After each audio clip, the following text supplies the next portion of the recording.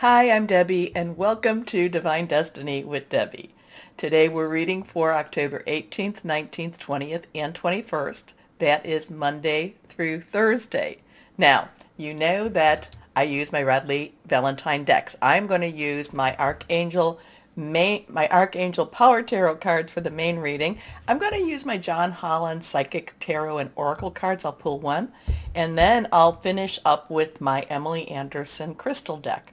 Now, for the overview, we are going to do my Radley Valentine Angel Tarot cards. I'll pull three as an overview for the week. Now, you know that I have prayed, meditated, and infused all the decks with Reiki energy, but remember, this is a general reading. It may or may not resonate.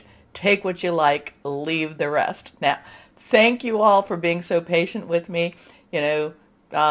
Grandchildren bring home little gifts. I had pink eye. I am able to wear makeup again, and I have a little bit of a in my throat, but everything is much, much better. And I thank you so much for your words of concern. I have been reading the comments, but I will be over the next couple of days responding to comments. It's just that I've been kind of tired, so I've been resting and taking care of myself. Good immune system and all the good stuff that you generally do when you're not feeling well. Anyway, couple of things as we go along with this weekend, and I just kind of want to give us a little bit of a catch up here. So we had a couple of planets, and I'm looking over here to the to my notes when I did the overview of Libra. So we had a bunch of planets that were going retro, but we now have planets that are direct. Now, Jupiter, which is in Aquarius, will go direct on October 18th. Jupiter is about gifting, enlargement, empowerment. Saturn, which is in Aquarius also, went direct on the 10th. Remember, that's when I talk about illusion versus reality. Seeing things in a deeper way, seeing the truth, the heart of the matter. Now, Neptune is still retro in Pisces, but Pluto in Capricorn went direct on the 7th. Now, Pluto in Capricorn's an earth energy. Pluto is about birth and death and rebirth. And Pluto in Capricorn has a really interesting energy. It is, where it has been for the United States, it hasn't been there, it's since 1775, and that was the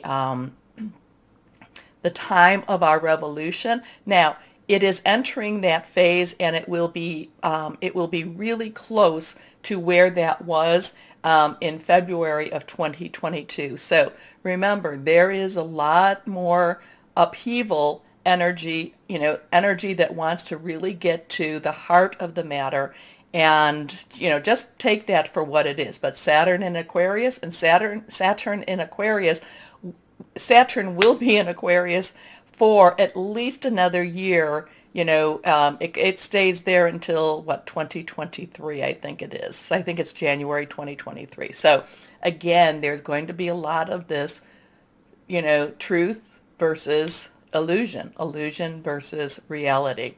Okay, so we've got that going on. And then, of course, we have Mercury, which is in Libra. It is going direct also on the 18th.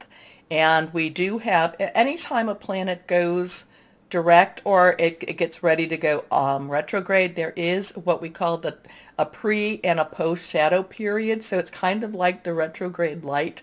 So even though it goes direct on the 18th, we will have a 2-week post shadow retrograde. So it's kind of like Mercury is, Mercury communication, hearing things. It's also about electronics. A lot of this has to do with our airwaves. It could have to do with our internet type of energies also. So we still have a couple of weeks with that as things try to get settled down or settle in or whatever they're going to be trying to do. So just remember this if things feel a little bit wonky. Okay, yeah, that's my word for that. Now, on the 20th, and I'm going back to the to that again, that Libra. On the 20th, we have that full moon. Okay, it's actually at 10:56 a.m. Eastern Time. And it is a full moon. It is in Aries. Aries is very much the fire sign. Aries is the god of war, Mars type of energy. So we have that full moon that's really pushing forward. Now remember, new moon to full moon, as it's getting bigger, it is the waxing moon. And, it's when we make our wishes, when we make our requests. Full moon to the new moon is when it's getting smaller. That's the waning moon. And that's when we let go of things. Right around the full moon, and I kind of like it like the day before, the day of, and the day after, though people can say 3 days before to 3 days after. That's when I say we release what's holding us back, relinquish what we don't need anymore, and request the good stuff. So it's release, relinquish, and request. I feel that this is going to be a very strong full moon. Like I said, it is in Aries. There is going to be a lot of this strength happening. So I do feel that it's going to be pushing the people, things, energies forward. Now, when I went and did the overview, I pulled out the Hierophant on this and the Queen of Rods or Queen of Wands. Now, the Hierophant is that traditional card. It is major arcana, so it's kind of global. It's kind of universal type of energy. And the Hierophant is also always about tradition. Now, I look at it as kind of like, oh, we don't like that card. I don't want to be traditional, but but it is about tradition. It's about government. It's about religious traditions also. Now, and it's also about, coming together with others of like mind. Now, the Queen of Wands, though, again, queens, the court cards all have an underlying energy.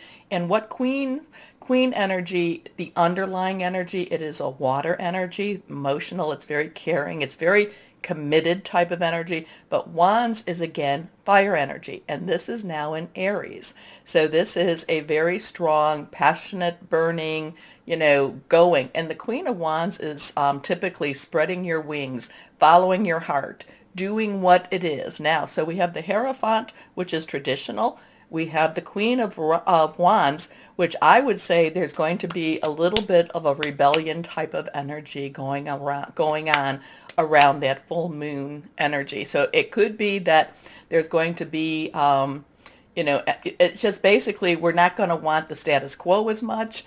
And we're going, so there, like I said, the Queen of Wands is a little bit rebellious against the status quo, and yet the Hierophant is the status quo. So take that as you will. Okay, so let me see. Do we have anything else that I wanted to get to you about? No, I did tell you that I would do an overview. So, and this is a really good time. This is a really good time for you to go over here, and for you to press the like, share, subscribe, comment buttons, and comment also. It helps to keep me on the air, so I thank you for that. Now, like I said, I have prayed, meditated, and infused all the decks with Reiki energy. I don't know if I told you I am an intuitive channeler. I just, whatever is given to me, I will say. Remember, this is a general reading. Take what you like, leave the rest. Take only what resonates. Okay, let's go on, and this is with the Angel Tarot cards here. Let's see what we have for you. This is overview for the world, per se. Anything that is reversed has a little stronger energy. Nothing reversed with this, which is okay. Here we go. Move you out my way. King of Earth. Okay, so King's underlying energy is that air energy, the swords energy. And we have a lot of air energy going on right now. Our Libra, our Aquarius, we don't have a lot of Gemini energy unless it's in the nodes. But right now we do have, and those planets are now going direct. So the King of Earth, though, so underlying air, smart, thinking, making plans. Earth energy is our Capricorn. It is also our Taurus. It's also our Virgo, money energy. This is the ultimate professional. This is the one that knows how to handle money. This is the subject matter expert. This is all about the Midas touch. This is all about making money. Okay? So this is a generous, professional, responsible, practical energy. A successful time. Confidently accept opportunities you're offered. The Midas touch. So as these planets are going direct, and even if things are weird all around us, this is a week that there is opportunities for money, for career, for jobs. Okay, next card. The 10 of air. Oh, I love this. I love this. So 10's transitional, moving from one situation to another, one new beginning, 0, God, source, whoever that is to you, energy. Air energy is again what I said, sword energy. And this is moving on. Something is ending for something new to begin. There is transition stuff going on. I do kind of feel like, when I do feel that Pluto type of energy going on, that there is a new birthing, because remember, death and birth, that's what the Pluto energy has. That there is this birthing type of energy. Now, birthing is not always easy. So there is still some stressors to go through. It's not that we just wake up one day, but we could, and I would love that, where we say, oh yes, everything is wonderful, and, where we would like it to be. But it is still making those steps. It is taking those steps and walking through. Okay. The end of a difficult situation. Embrace the change and expect things to get better now. Recovering from an addiction. Our last card here. 6 of air. Okay, so there is something changing for us. There is something changing. 6 is the number of man. It is what you make of it. It's the energies you put into it.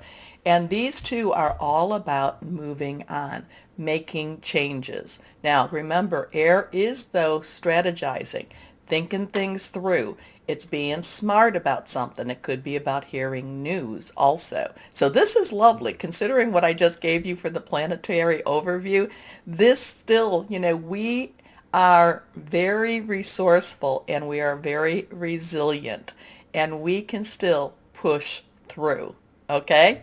So things are looking up. The end of a difficult situation, taking a trip. So there is a lot of transitional energy. So we have a 106 energy here. Remember, when I tell you about the numbers, it's really for you to look these up, and there's ways to look them up. One is to look, to put them in your browser and put 106 angel numbers, hit enter and see what pops up, see what resonates for you. Sometimes the numbers are mirrored, so it could be a 601. So look that up also. And there are some things, people talk about gematria and such like that, which kind of confuses me a little bit, but there are ways of looking that up too. So, okay. So there's something going on, something, the professional, the Midas touch, the money coming in. I like all of this. Things are transitioning. We are moving through whatever it is we have to move through. Their energies are pushing. We do have all those. We do have like six planets in the air signs right now, which are masculine signs. So there is this. I don't want to say stronger, but there is this more concerted effort again to push things through. And we have a lot of those planets going direct now. So let's catch a ride and let's make this happen. Okay, now we will start with the readings. Hello, my Pisces. How are you? Well, let's see what this week has for you. I do have a hard candy in my mouth, so keep me from coughing. Let's see what we've got going for you. Interesting energies right now. I feel like you need to move more. I don't know, if you're not able to move, then even simple things like raising and lowering your arms, things like that. I feel like there needs to be some motion for you. Okay, and then we've got some cards that fell. And we have, lovely energies here. Lovely, lovely, lovely. Okay, so the Knight of Raphael. Raphael is your energy. It's also Cancer. It's also Scorpio energy. Fluid, very, very emotional, very committed energy. Knight's underlying energy, because the court cards have an underlying energy, that is our fire energy, our Aries, that Aries full moon. It's also Leo, Sagittarius, passionate, burning, determined. So whatever, there's something that you're going after, you're working for. Nights are very directional. Once you point them in the direction you want them to go in, they go in it. Okay? So this is something very, very personal to you, very committed to you, something that you have been wanting to do majorly. Now, I would even though there is a lot, this could be a very personal relationship that you're developing, a very strong personal relationship on the intimacy side. It could be a very romantic relationship too, but it could be something that you have just really wanted to go after. So it could be starting, if you have been wanting to start a new business, if you have been wanting to start just something that you have a talent for and you've been wanting to promote that talent, kind of like, maybe you're having an opportunity to, this is coming like somebody playing the guitar or, doing some sort of singing with a guitar, musical instrument, and, and you're going to go and do it at a restaurant or an outside cafe or something like that. I just feel like it's something that has been it's a hidden talent, or it's a talent that you've been wanting to see, where does this go? But it could also be a romantic interlude also. It could be somebody that you are interested in. So the Knight of Raphael, again, emotional, committed, passionate, very much, this is where I want to go, and this is how I'm going to go get it. The Knight of Raphael, romantic, dramatic, poetic, introspective. Committed romantic relationships, being swept off your feet, situations or topics that make your heart flutter. Now, the Queen of Gabriel has the same energies as the Knight of Raphael. Queen's underlying energy is water, your energy. Gabriel is that fire energy. The Queen of Gabriel is bigger than life, okay? Whether you be male or female, it doesn't matter, but the Queen of Gabriel is more of an extrovert. The Queen of Gabriel, now she has emotional commitments, has emotional understanding, but she's not holding back anymore. She is going, again, when I talk about going after what it is that you really, really want, being very directional, the Queen of Gabriel is like, yes, this is where I want to do. This is following my heart. This is seeing things, seeing a big, it's not quite the King of Gabriel. King of Gabriel sees the big picture, but the Queen of Gabriel wants to get to that bigger picture. Okay? So this is very much, it's taking you a little bit outside of your comfort zone. So you may be in a situation that, again, let's go with the entertaining example I'm giving. So maybe, here you are, you've always played in your basement, your room or something, and now you're expanding, you're taking a risk, you're going out there, you're sharing a piece of yourself with others, a private piece, and it's like all of a sudden there's more attention to you than maybe you're even feel comfortable with. But the Knight and the Queen of Gabriel is like, you have to go after your dreams. This is totally going after your dreams. Now, Queen of Gabriel is passionate, charming, brilliant, independent. You can do anything right now. Go after what you want, the ability to attract helpful people. And then we come to the Nine of Ariel. Nines, you've got you've got everything you need. You have everything you need. Let's wrap it up. Let's do this. Ariel is our Capricorn, our Taurus, our Virgo energy, earth energy, solid energy, money energy, job energy, home energy. The Nine of Ariel in this deck is like the physical dream come true. Yes, Nine of Raphael, Nine of Cups is the, put your wish out. But this is saying your efforts, all the hard work that you have put towards something is going to pay off now. So this is, again, this is taking a little bit of a risk, but it's like a very much, and it might make you might feel a little vulnerable getting out there, showing, just showing things, showing what you've done.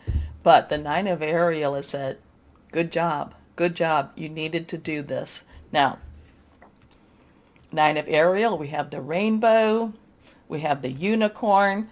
Your dreams are fulfilled. Hard work leads to great success. A love for the beautiful things in life. So again, it's like, there's a lot of dreams fulfilled here, but it's because of your hard work that you have gotten to this point. Okay? Now to remember, give a little bit of thanks. I was talking about that also with Scorpio, but yours is a little more direct with that. But, we always need a little attitude of gratitude. Okay? So let's see my John Holland Psychic Tarot and Oracle cards. Here we go.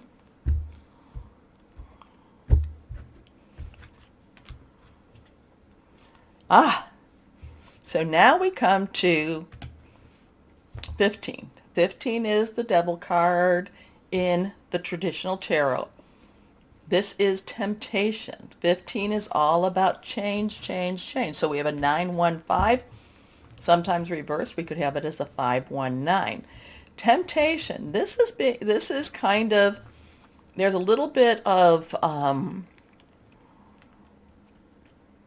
mixed energies with this.